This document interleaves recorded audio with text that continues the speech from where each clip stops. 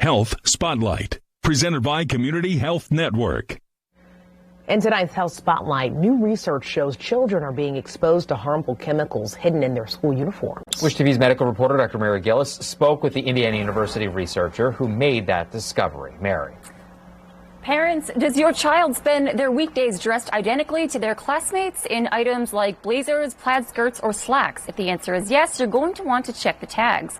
Researchers discovered some fabrics are abundant with toxic chemicals known as polyfluoroalkyl, substances known as PFAS, that are added to the clothing to make them stain and or water resistant. The issue here is that children wear uniforms when they do for long times every day, probably at least 8 hours. And so the chemicals can get transferred from the clothing through their skin. And so they can get into our bodies. They can also breathe them because they can volatilize from the shirt or the pants or the uniform that they're wearing, and so they can breathe them. Veneer also tells me kids can ingest the particles if they don't wash their hands before they eat. Long-term exposure to PFAS is associated with cancer, fertility problems, and a compromised immune system.